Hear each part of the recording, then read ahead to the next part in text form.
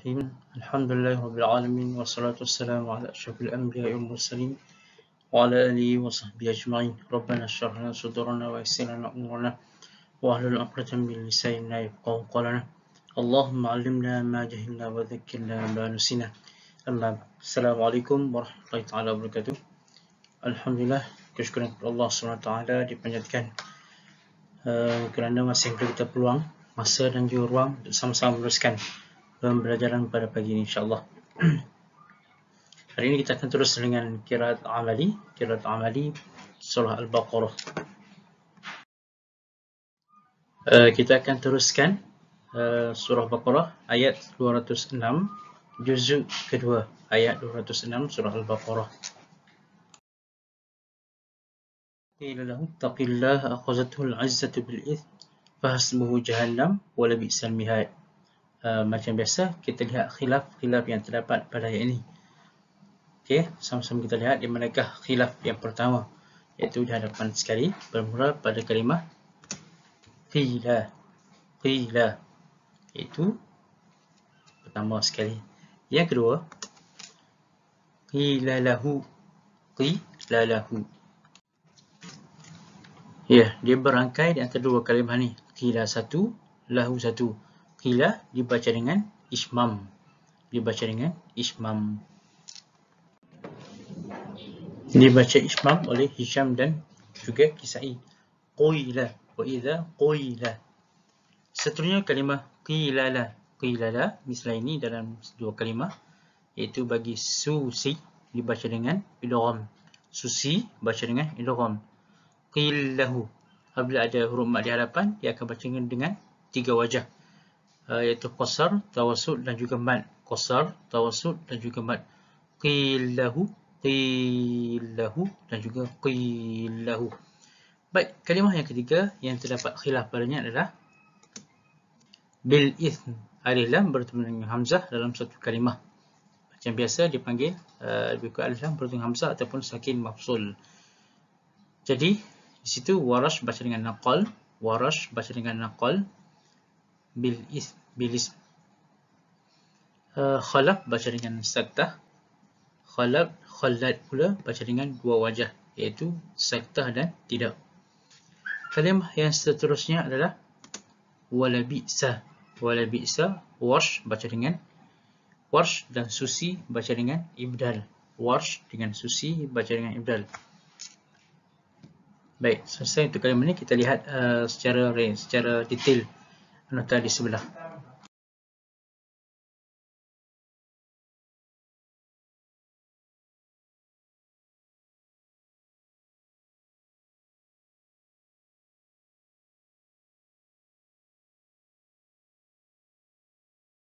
Okey, perhatian kalimah pertama adalah qila, Hisham wal Kisai bil ismam. Hisham dan juga Kisai dibaca dengan qila, iaitu dengan ismam. Seterusnya kalimah kedua qilala. Susi baca dengan idgham. Di hadapannya ada huruf mad. Jadi dibaca dengan qasar, tawassut dan mad. Qillahu. Dan yang ketiga adalah panjang mad. Qillahu. Seterusnya kalimah yang ketiga bil ismi. Alif lam bertemu dengan hamzah. Warsh baca dengan naqal. Khalaf baca dengan saktah. Manakala Khalad berbeza dengan Khalaf, walaupun dibaca saktah, dia ada bikhilaf, iaitu saktah wa adamuhu ataupun saktah bikhilaf. Dua wajah bagi Khalad. Khalaf hanya satu wajah sahaja dengan saktah. Kalimah yang keempat adalah kalimah wala bi'sa. Warsh wasusi baca dengan ibdal, bil ibdal. Wala bi'sa. Hanya empat sahaja kalimah yang khilaf pada ayat ini. Kita akan teruskan dengan membuat wajah qiraat 7 secara jamak seterusnya. Baik, mula-mula sekali kita keluarkan kalimah-kalimah yang khilaf pada ayat tersebut, susun mengikut susunan ayat-ayat. Pertama sekali qila, yang kedua qila lahu, yang ketiga bil ismi, yang keempat wala bi'sa. Baik, untuk membuat wajah yang pertama, kita lihat wajah pertama adalah sudah tentu bagi qolun. Sudah tentu bagi qolun. Iaitu qolun tiada khilaf pada keempat kalimah tersebut. Qila la, qila lahu, bil ismi, wala bi'sa. Baca biasa sahaja. Baca biasa sahaja. Iaitu dengan tahqiq. Jadi wajah pertama qolun. Boleh masuk sekalinya dia. Sudah tentu qiraat imam yang lain ataupun riwayat yang lain yang tiada khilaf di situ. Khilaf yang terdapat pada ayat ini hanya bagi Warsh, Hamzah, Susi, Hisham dan juga Al-Kisai sahaja. Jadi, sudah tentu selain daripada mereka masuk dengan qolun. Baik, wajah pertama, qolun, boleh masuk sekalinya dia adalah Ibn Kathir, Duri, Ibn Zakwan, Asim dan juga Khallad, wajah pertama. Khallad, wajah pertama iaitu wajah tanpa saktah. Mana dia akan bersama dengan qolun dalam wajah pertama. Wajah kedua, kita akan bermula daripada belakang. Bermula daripada belakang. Iaitu kalimah wala bi'sa. Baca dengan ibdal bagi Warsh dengan Susi. Jadi Warsh boleh baca ke tak boleh? Tidak boleh sebab Warsh ada di hadapan lagi. Susi juga tidak boleh sebab Susi ada khilaf pada qila lahu. Qila lahu dengan idgham. Jadi kita akan terus ke kalimah yang kedua, iaitu pada kalimah bil ithmi. Bil ithmi ni boleh baca bagi Warsh, Hamzah dan Warsh dan Hamzah sahaja. Jadi boleh ke baca? Sudah tentu boleh. Iaitu Warsh dahulu. Hamzah akan ikut selepas Warsh sebab mengikut susunan imam.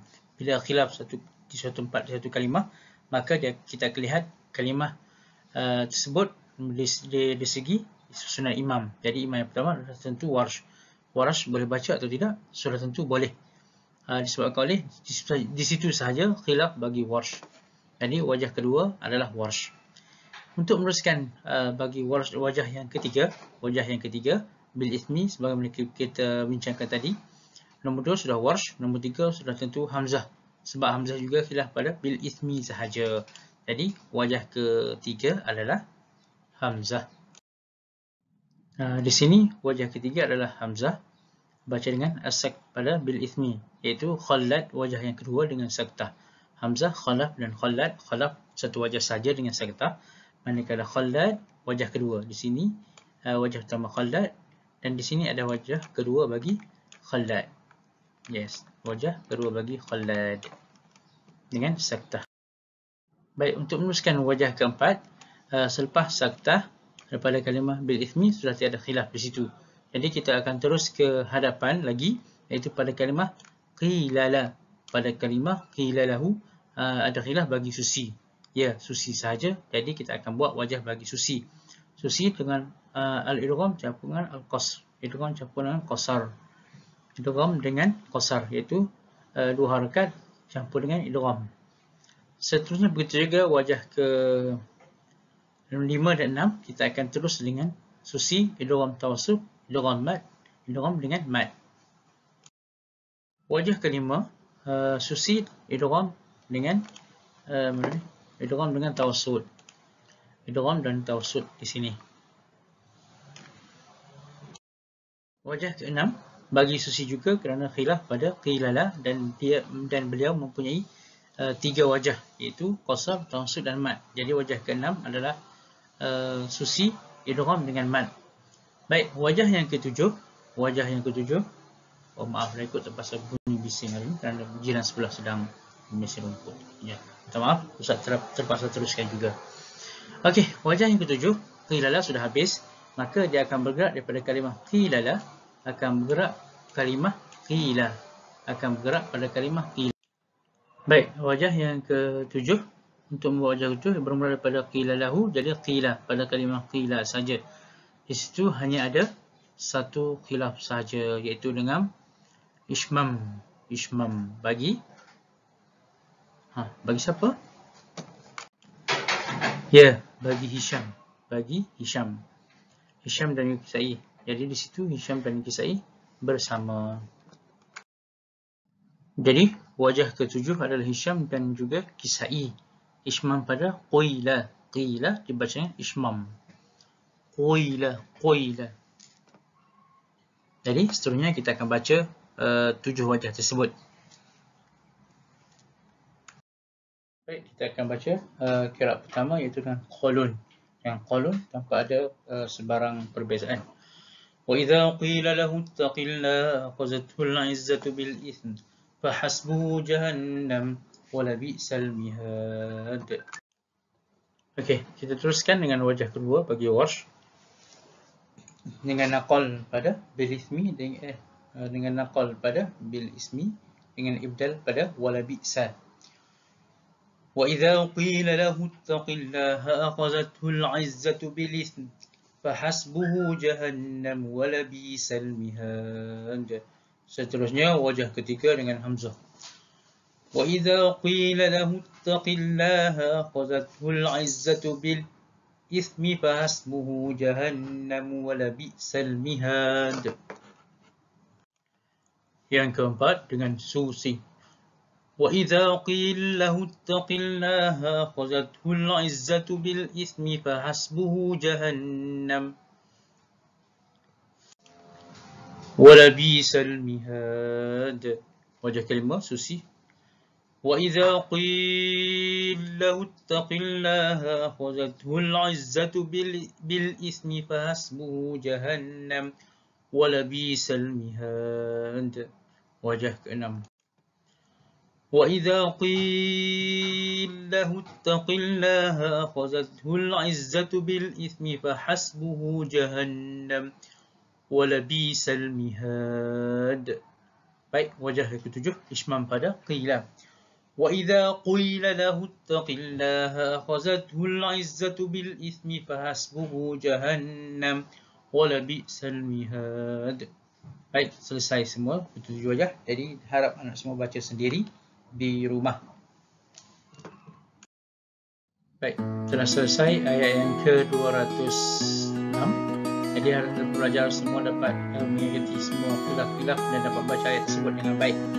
Seterusnya membuat nota supaya mengingati kaedah wajah-wajah jamak. Dari demikian, syukran wa liqa. Assalamualaikum warahmatullahi wabarakatuh.